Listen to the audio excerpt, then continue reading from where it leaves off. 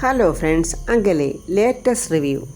ഋതിക കല്യാണ പന്തലിലോട്ട് പോകാനായിട്ട് ഒരുങ്ങുമ്പോഴാണ് ഋതികയുടെ ഫോണിലോട്ടൊരു ഫോൺ കോൾ വരുന്നത്. അംബിക പറയുക, ആ ഫോൺ എടുക്ക്, ആരാന്നറിയാമല്ലോ. ഋതിക പെട്ടെന്ന് ഫോൺ എടുക്കുമ്പോൾ നമ്മുടെ വേണുവേട്ടനാണ്. ഋതിക പറയുന്നു, വേണുവെങ്കിലാണല്ലോ. അംബികയ്ക്ക് വലിയ സന്തോഷമായി, കാരണം എന്തോ ബാഡ് ന്യൂസ് ആണെന്ന് അവൾക്ക് അറിയാമല്ലോ. പെട്ടെന്ന് എടുക്ക്, എന്തെങ്കിലും മുഖ്യമായ കാര്യങ്ങളാണെങ്കിലോ. അങ്ങനെ ഋതിക ഫോൺ അറ്റൻഡ് ചെയ്യുമ്പോൾ വേണുവേട്ടൻ പറയുന്നു, ഋതിക മേഡം, രാജു നമ്മളെ ചതിച്ചു, ഈ കല്യാണം നടക്കില്ല. എന്താ അങ്കിളെ, രാജു ഒരു കത്തെഴുതി വെച്ചിട്ട് അവൻ നാട് വിട്ടു. അതിങ്ങനെ പറയുകയും ഋതിക ഫോണുമായിട്ട് അങ്ങനെ തകർന്നങ്ങ് ഇരിക്കുവാണ്. അത് കണ്ടുകൊണ്ട് യാമിനിയും ശേഖറും അല്ല എന്താ മോളെ എന്നിങ്ങനെ ചോദിക്കുമ്പോൾ ഋതികയ്ക്ക് ഒന്നും പറയാൻ പറ്റുന്നില്ല. ഋതിക അങ്ങ് ഏങ്ങലടിച്ച് കരയുവാണ്. അപ്പോഴങ്ങോട്ട് സരസ്വതി അമ്മ അങ്ങോട്ട് വരുന്നുണ്ട്. എന്താ മോളെ, റെഡി ആയില്ലയോ എന്ന് ചോദിച്ചുകൊണ്ടാണ് വരുന്നത്. അപ്പോഴാണ് ഋതിക കരയുന്ന കാണുന്നത്. അയ്യോ എന്താ മോള് കരയുന്നത്? അപ്പോൾ ഋതിക, അമ്മാമ്മേ, രാജു നാട് വിട്ടുപോയി. അത് കേട്ടതും പെട്ടെന്ന് സരസ്വതി അമ്മ അങ്ങ് നെഞ്ചത്ത് കൈവെക്കുവാണ്. എല്ലാവരും ഇങ്ങനെ ഞെട്ടിത്തെറിച്ച് നിൽക്കുവാണ്. എന്തു പറഞ്ഞ് ഋതികയെ ഒന്ന് ആശ്വസിപ്പിക്കും എന്നറിയാതെ എല്ലാവരും ഇങ്ങനെ പരസ്പരം നോക്കുവാണ്. ആ സമയത്ത് അംബിക പറയുക, ആ നന്ദി കെട്ടവൻ വീണ്ടും ഇവളെ ചതിച്ചു. ഈ കല്യാണവും നടക്കില്ല, അവൻ നാട് വിട്ടു പോവുകയും ചെയ്തു. അംബികയ്ക്ക് വീണ് കിട്ടിയ സുവർണ അവസരമല്ലേ, അവൾ വെറുതെ വിടുവോ? മാക്സിമം എത്രയൊക്കെ യൂസ് ചെയ്യാവോ അത്രേ അവളവിടെ പ്രയോഗിക്കുകയാണ്. സകല പ്രതീക്ഷകളും നഷ്ടപ്പെട്ട് ഋതിക അങ്ങനെ ഏങ്ങലടിച്ച് കരയുന്നത് അംബികയ്ക്ക് കണ്ണിന് നല്ല കുളിർമയായി. അംബിക പെട്ടെന്ന് വളരെ സന്തോഷത്തോടെ കല്യാണ മണ്ഡപത്തിനടുത്ത് ഒരുങ്ങിയിരിക്കുന്ന ദീപക്കിനോട് വന്ന് പറയുക, എടാ മോനെ, ഒരു സന്തോഷ വാർത്ത, ഈ കല്യാണം നടക്കത്തില്ലടാ. എന്താ അമ്മേ, രാജു നാട് വിട്ടുപോയടാ. ഈ അമ്മയുടെതല്ലേ മോൻ, അവനും ഭയങ്കര സന്തോഷമായി. അവൻ പറയുന്നു, ഈ അവസരം നമുക്ക് എങ്ങനെ മുതലെടുക്കാമേ? അതൊക്കെ ഉണ്ടടാ അമ്മ, എന്തെങ്കിലും പ്ലാൻ ചെയ്തു വെച്ചിട്ടുണ്ടോ? അതൊക്കെ ഉണ്ട്, ഞാൻ പറയുന്നത് നീ കേൾക്ക്. നാട് വിട്ടുപോയ രാജുവിനെ എങ്ങനെയെങ്കിലും പോയി കണ്ടുപിടിക്കണം. കൊട്ടേഷൻകാരെ കൊണ്ട് അവൻ്റെ കഥയങ്ങ് തീർത്തേരെ. മകളെ കല്യാണം കഴിക്കാമെന്നും പറഞ്ഞ് ചീറ്റ് ചെയ്ത രാജു കൊല്ലപ്പെടും. അപ്പം ആ പഴിയെല്ലാം കൂടെ പ്രതാപൻ്റെ പുറത്ത് വീഴുകയും ചെയ്യും. അതും അല്ലെങ്കിൽ ആ സരസ്വതി അമ്മയ്ക്ക് ഇരിക്കട്ടെ പഴി. അങ്ങനെ ആ അമ്മയും മകനും വളരെ സന്തോഷത്തോടെ മനപ്പായസം കുടിച്ചിങ്ങനെ ഇരിക്കുവാണ്. കരഞ്ഞ് തളർന്നിരിക്കുന്ന ഋതികയോട് അപ്പു ചോദിക്കുന്നു, ചേച്ചി, നമ്മളിനി എന്തു ചെയ്യും? വല്യച്ഛനാണെങ്കിൽ ഇതൊന്നും അറിഞ്ഞിട്ടുമില്ല. വല്യച്ഛനോട് നമ്മൾ എന്തു പറയും? ഞാനാ അപ്പു തെറ്റുകാരി, ഞാനാ രാജുവിനെ കല്യാണം കഴിക്കണമെന്ന് മോഹിച്ചു പോയത്. രാജു നിരപരാധിയാ. ഈ കല്യാണത്തിന് താല്പര്യമില്ലെന്ന് രാജു പലവട്ടം പറഞ്ഞതുവാ. രാജു അന്ന് പറഞ്ഞതൊക്കെ കേൾക്കാത്തതിൻ്റെ ഫലമാണ് ഞാനീ അനുഭവിക്കുന്നത്. ഞാൻ പോയി അച്ഛനോടെല്ലാം തുറന്ന് പറയാൻ പോവാ അപ്പു. യോ ചേച്ചി. ഈ സമയത്ത് ഈ കല്യാണ മണ്ഡപത്തിൽ നിന്നുകൊണ്ട് നമ്മുടെ പ്രതാപൻ ചോദിക്കുന്നു, വരനും കൂട്ടനും വരേണ്ട സമയമായല്ലോ, എന്താ കാണാത്തത്? ശേഖര, എന്താ അവരെ കാണാത്തത്? ദൈവമേ, ചേട്ടനോട് ഞാൻ എങ്ങനെ പറയൂ ഇത് എന്നും പറഞ്ഞ് ശേഖരൻ നിന്ന് വിഷമിക്കുവാണ്. ശേഖരൻ്റെ ആ നിപ്പ് കണ്ടിട്ട് പ്രതാപന് ദേഷ്യം വരുക. എന്താ ശേഖര ചോദിച്ചിട്ട് നീ മിണ്ടാ നിൽക്കുന്നത്? മുഹൂർത്തത്തിന് സമയമായി, ചെറുക്കനും കൂട്ടരും വന്നിട്ടില്ല, എന്ത് പറ്റി, എന്താ എന്നിങ്ങനെ ചോദിക്കുമ്പോൾ അംബികയും മോനും കൂടെ പറയുക, ഇപ്പം കല്യാണം നടക്കുന്ന ഭാവത്തിലാണ് പ്രതാപൻ നിൽക്കുന്നത്. അമ്മേ, ഇനി ഈ വിവരം എങ്ങാണോ അറിയുമ്പോഴേ അമ്മാവന് ഹാർട്ട് അറ്റാക്കോ മറ്റോ വരുമോ? ഏയ്, അങ്ങനൊന്നും ഉണ്ടാവില്ലടാ. അവൻ്റെ മകളോട് ഓരോ അറ്റാച്ച്മെൻറ്റും ഇല്ല. അങ്ങനെല്ലിയോടാണ് ഞാൻ അവനെ പറഞ്ഞ് മനസ്സിലാക്കി വെച്ചിരിക്കുന്നത്. രാജു മുങ്ങിയെന്നുള്ള വിവരം നമുക്ക് അമ്മാവനോട് വിളിച്ചങ്ങ് പറഞ്ഞാലോ അമ്മേ? ശേഖരൻ കാണുന്നുണ്ട് അമ്മയും മകനും പുറവുറുക്കുന്നത്. ശേഖരൻ മനസ്സിൽ പറയാം, അമ്മയ്ക്കും മോനും സന്തോഷമായി ഇല്ലേ? ഇപ്പോൾ ഇവർ രണ്ടുപേരും വന്നപ്പോൾ ചേട്ടനോട് പറയുമല്ലോ, എൻ്റെ ഈശ്വര എന്നും പറഞ്ഞിങ്ങനെ ശേഖരൻ സങ്കടപ്പെടുവാണെന്ന്. ഒന്നും അറിയാത്തതുപോലെ അംബികയും മാനും കൂടെ പ്രതാപൻ്റെ അടുത്ത് എന്നിട്ട് പറയുക, പ്രതാപ, മുഹൂർത്തമാകാറായല്ലോ, എന്താ ചെറുക്കനും കൂട്ടരും വരാത്തത്? എന്തോ പന്തികേടുണ്ടെന്ന് പ്രതാപനും മനസ്സിലായി. എന്താ നിങ്ങളൊക്കെ ഒരുമാതിരി ഷോക്കേറ്റ പോലെ നിൽക്കുന്നത്? ആർക്കും ഒരു ഉത്തരവില്ലയോ? എങ്കിൽ ഞാൻ വേണുവേട്ടനെ ഒന്ന് വിളിക്കട്ടെ എന്നും പറഞ്ഞ് പ്രതാപൻ ഫോൺ ചെയ്യുമ്പോൾ വേണുവും ഫോൺ എടുക്കുന്നില്ല. എന്താ ഈ വേണുവേട്ടനും ഫോൺ എടുക്കുന്നില്ലല്ലോ? ശേഖര, ചിലപ്പോഴവരവിടെ നിന്ന് പുറപ്പെട്ട് കാണും, എന്നാൽ ഇനി താമസിക്കണ്ട, ഋതിക മോളെ വിളിച്ചോ എന്നൊക്കെ ഇങ്ങനെ പ്രതാപൻ പറയുവാണ്. സരസ്വതി അമ്മയെ ഇങ്ങനെ വിഷമിച്ചവിടെ നിൽക്കുന്നുണ്ട്.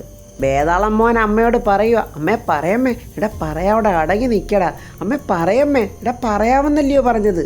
ആ സമയം സർവാഭരണ ഭൂഷിതയായ നമ്മുടെ ഋതികയെ യാമിനി അങ്ങോട്ട് കൊണ്ടുവരുന്നുണ്ട്. കല്യാണ വേഷത്തിൽ ഋതിക നല്ല സുന്ദരിയായിട്ട് ഇങ്ങനെ വരുന്നത് കണ്ട് പ്രതാപൻ സന്തോഷത്തോടെ മകളെ തന്നെ ഇങ്ങനെ നോക്കി നിൽക്കുവാണ്. പ്രതാപൻ പറയുന്നുണ്ട്, ഇവിടെ എല്ലാ കാര്യത്തിനും എല്ലാവരും സ്ലോയാ, കല്യാണത്തിന് ഇനി 1 മിനിറ്റേ ഉള്ളൂ, ചെറുക്കനും കൂട്ടരും ഇതുവരെയും വന്നിട്ടുമില്ല. എന്താ എല്ലാവരും ഇങ്ങനെ നോക്കുകുത്തിയെ പോലെ നിൽക്കുന്നത് എന്ന് പ്രതാപൻ ചോദിക്കുമ്പോൾ ദീപക്ക് പറയുന്നുണ്ട്, അമ്മേ പറയമ്മേ, എടാ നിൽക്കടാ, അവൾ തന്നെ പറയട്ടടാ അവിടെ അച്ഛനോട്, ഋതികയെ മണ്ഡപത്തിലോട്ട് കൊണ്ടുപോ എന്നിങ്ങനെ പ്രതാപൻ പറയുന്നു. അപ്പോഴും എല്ലാവരും ഇങ്ങനെ നോക്കി നിൽക്കുവാണ്.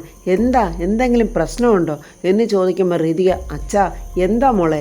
അച്ഛാ എനിക്കൊരു കാര്യം പറയാനുണ്ട് എന്നിങ്ങനെ സങ്കടത്തോടെ പ്രതാപൻ്റെ മുഖത്ത് നോക്കി ഋതിക പറയുമ്പോൾ വാതക്കലൊരു ബൈക്കിൻ്റെ ശബ്ദം. കല്യാണമാപ്പിളയുടെ വേഷത്തിൽ ഒരുങ്ങി നമ്മുടെ രാജുതാണ്ട ബൈക്കിൽ ഇങ്ങനെ വന്നിരിക്കുവാണ്. 1000 പൂർണ്ണചന്ദ്രന്മാർ ഒന്നിച്ച് ഉദിച്ചു വന്നതുപോലെ പ്രകാശമായി അവിടെ നിന്ന എല്ലാവരുടെയും മുഖത്ത്, അംബികയുടെയും മകൻ്റെയും ഒഴിച്ച് ബാക്കി എല്ലാവരുടെയും. അമ്മയും മകനും വലിയ മനക്കോട്ടയൊക്കെ കെട്ടി ഇങ്ങനെ ഇരിക്കുമായിരുന്നു. അങ്ങനെ അങ്ങോട്ടും ഇങ്ങോട്ടും പരസ്പരം നോക്കി മിണ്ടാനാകാതെ ഇങ്ങനെ അംബികയും മോനും കൂടെ നിൽക്കുക. രാജു എന്തൊക്കെയോ ചിന്തിച്ചുകൊണ്ടാണ് വരുന്നത്. നാട് വിട്ടുപോയ രാജുവിന് എന്ത് പറ്റി തിരിച്ചു വരാനെന്നുള്ളതൊക്കെ നമുക്ക് പിന്നീട് പറയാം. പെട്ടെന്ന് ശേഖരൻ പറയാം, ചേട്ടാ മോള് ചേട്ടനെ ദക്ഷിണ തരാനായിട്ട് നിൽക്കുമായിരുന്നു. അങ്ങനെ വെറ്റിലയും പാക്കുമൊക്കെ ശേഖരൻ ഋതികയുടെ കൈയിൽ കൊടുത്തിട്ട് പറയുന്നു, അച്ഛൻ്റെ കാല് തൊട്ട് അനുഗ്രഹം മേടിക്കും മോളെ. അങ്ങനെ ഋതിക പ്രതാപൻ്റെ കാലൊക്കെ തൊട്ട് തൊഴുത് പ്രതാപനെ അനുഗ്രഹിക്കുകയൊക്കെ ചെയ്യുന്നു. അംബികയും മോനോട് നേരത്തെ പറഞ്ഞുകൊണ്ടിരുന്നത് അമ്മാവന് ഹാർട്ട് അറ്റാക്ക് വരുമോയെന്നാണ്. പക്ഷേ ഇപ്പോൾ അംബികയ്ക്കും മകനും ഹാർട്ട് അറ്റാക്ക് വരുന്ന ലക്ഷണത്തിലാണ് നിൽക്കുന്നത്. അങ്ങനെ ഋതിക മുത്തശ്ശിയുടെയും ചെറിയച്ഛൻ്റെയൊക്കെ അനുഗ്രഹം മേടിക്കുന്നുണ്ട്. പ്രതാപൻ പറഞ്ഞ്, ശേഖര ഇനി ചെറുക്കനെ സ്വീകരിക്കുക. അത് ചേട്ടാ പെണ്ണിൻ്റെ ആങ്ങളെയാണ് വരനെ സ്വീകരിക്കേണ്ടത്. ദീപക്കെ വാ. ഒരിക്കലും പ്രതീക്ഷിക്കാത്ത ഒരടിയായിപ്പോയി ദീപക്കിന്. ഋതികയെ മോഹിച്ച് നടന്ന അവനെ ഇപ്പോൾ ഋതികയുടെ ആങ്ങളെയാക്കി മാറ്റിക്കഴിഞ്ഞു.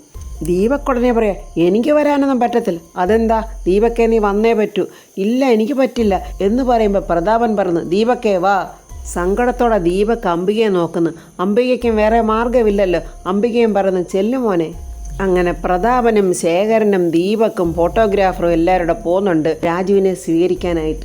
വളരെ വെളുത്തു നിൽക്കുന്ന ദീപക്കിനോട് ശേഖരൻ പറയുവാണ്, എടാ കാല് കഴുകി ചെറുക്കനെ സ്വീകരിക്കുക. അംബിക കണ്ണും തള്ളി നാണിച്ച് വിഷമിച്ചിങ്ങനെ നോക്കി നിൽക്കുവാണ്. എല്ലാവരുടെയും മുഖത്ത് നല്ല സന്തോഷമുണ്ട്. കാരണം ദീപക് അങ്ങനെ ചെയ്യുന്നത് എല്ലാവർക്കും അത്രയ്ക്ക് ഇഷ്ടമായിപ്പോയി. മൃഗസ്യാന്നും പറഞ്ഞ് നോക്കി നിൽക്കുന്ന ദീപക്കിനെ നോക്കി പ്രതാപൻ ദേഷ്യത്തോടെ, ഡാ വേഗം ചെയ്യടാ, മുഹൂർത്തത്തിന് സമയമായി. മനസ്സില്ലാ മനസ്സോടെ ദീപക്ക് ആ കിണ്ടിയിലിരുന്ന വെള്ളമെടുത്ത് രാജുവിൻ്റെ കാലൊക്കെ അങ്ങനെ കഴുകി കൊടുക്കുന്നുണ്ട്. ശേഖരൻ ആ രംഗം ഭയങ്കരമായിട്ട് അങ്ങ് ഇഷ്ടപ്പെട്ട് ശരിക്കും ആസ്വദിക്കുക തന്നെ ചെയ്യുവാണ്.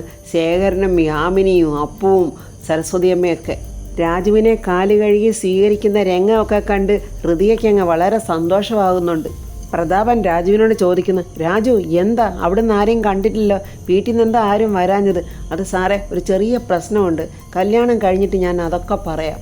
എന്നാൽ ഇനി താമസം വേണ്ട, വേഗം വാ രാജു, സമയമായി എന്നും പറഞ്ഞ് പ്രതാപൻ രാജുവിനെ വിളിച്ചുകൊണ്ട് കല്യാണ മണ്ഡപത്തിലോട്ട് പോവുകയാണ്. ശേഖര സമയമായി, രാജുവിനെ പെട്ടെന്ന് മണ്ഡപത്തിലോട്ട് ഇരുത്ത്, ഇനി മോളെയും കൂടെ മണ്ഡപത്തിലോട്ട് ഇരുത്ത് എന്ന് പറയുമ്പോൾ അംബികയും യാമിനിയും കൂടെ ചേർന്ന് ഋതികയെ മണ്ഡപത്തിൽ കൊണ്ടിരുത്തുന്നുണ്ട്. ഋതിക സന്തോഷത്തോടെ രാജുവിൻ്റെ മുഖത്തോട്ട് നോക്കുവാണ്. അതേ സന്തോഷത്തിൽ തന്നെയാണ് രാജുവും ഋതികയെ നോക്കുന്നത്. രാജുവിൻ്റെ മുഖത്ത് ആ വെറുപ്പോ ഭയമോ ഒന്നും തന്നെ ഇപ്പോൾ ഇല്ല. അങ്ങനെ എല്ലാവരും ആഗ്രഹിച്ചിരുന്ന ആ സുന്ദരമായ ആ മുഹൂർത്തം വന്നിരിക്കുവാണ്. പ്രതാപൻ ആ താലിയും താലിച്ചരടും ചേർത്ത് സന്തോഷത്തോടെ ഇങ്ങനെ എടുത്ത് രാജുവിൻ്റെ കയ്യിലോട്ട് കൊടുക്കുവാണ്. രാജുവും അതേ സന്തോഷത്തിൽ തന്നെ അത് വാങ്ങിക്കുകയും ചെയ്യുന്നുണ്ട്. അങ്ങനെ കൊട്ടും കുരവയും നാദസ്വരവും എല്ലാവരുടെയും അനുഗ്രഹവും ഒക്കെ വാങ്ങിക്കൊണ്ട് ദാണ്ട നമ്മുടെ രാജു ഋതികയുടെ കഴുത്തിൽ താലി കെട്ടിക്കഴിഞ്ഞു. ആ താലി അവളുടെ കഴുത്തിൽ വീണപ്പോൾ ഋതിക അനുഭവിക്കുന്ന ഒരു സന്തോഷമുണ്ടല്ലോ, അത് പറഞ്ഞറിയിക്കാൻ പറ്റാത്തതാണ്. ജന്മജന്മാന്തരങ്ങളായിട്ട് ഇവർ ഭാര്യ ഭർത്താക്കന്മാരായിരുന്നുവെന്ന് തോന്നുന്നു.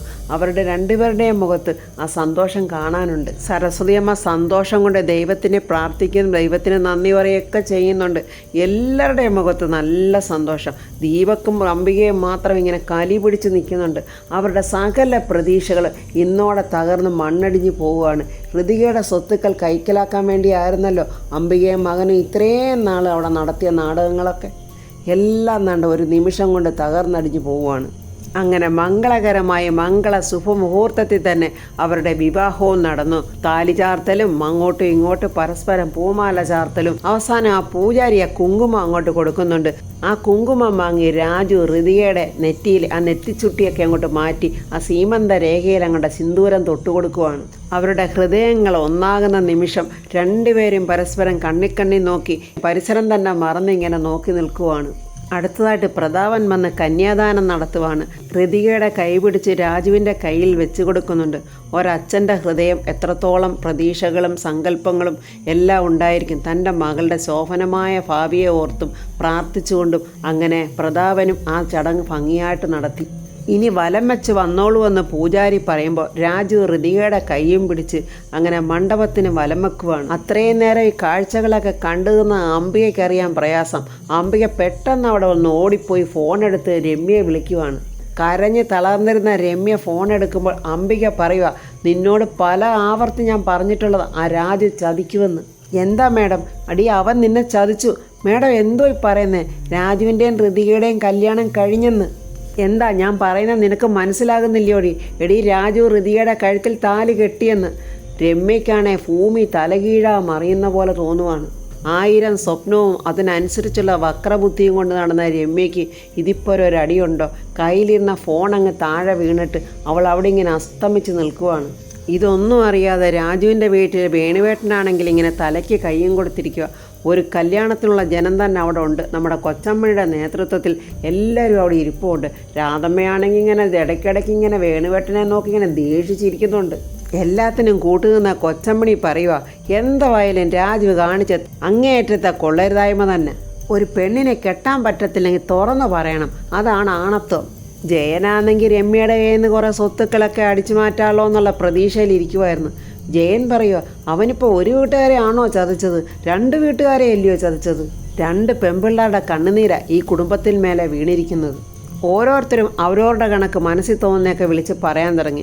ശാപം ഉറപ്പാ എന്നിങ്ങനെ കൊച്ചമ്മണി പറയുമ്പോൾ പ്രിയ പറയുന്നു, എന്തായാലും അവൻ ഇങ്ങനൊന്നും കാണിക്കരുതായിരുന്നു. ശ്രീലക്ഷ്മി പറയുക, ഞങ്ങളുടെയൊക്കെ മുഖത്ത് കരിവാരി തേച്ചിട്ടല്ലേ ചേട്ടൻ പോയത്. അത് കേട്ടിട്ട് രാധമ്മ, എൻ്റെ മകൻ എങ്ങോട്ടും പോവില്ലായിരുന്നു. ആ ഋതികയെ കല്യാണം കഴിക്കണമെന്നും പറഞ്ഞ് നിർബന്ധിച്ചിട്ടാ എൻ്റെ മോൻ നാട് വിട്ടത്. ഇതൊക്കെ കേട്ടിട്ട് മിണ്ടാതിരുന്ന നമ്മുടെ വേണുവേട്ടൻ ഇനിയും മിണ്ടിയില്ലെങ്കിൽ ശരിയാവില്ലെന്ന് മനസ്സിലാക്കിക്കൊണ്ട് പറയുക, അവൻ ഒട്ടും ഇഷ്ടമില്ലാത്ത പെണ്ണാണ് രമ്യ.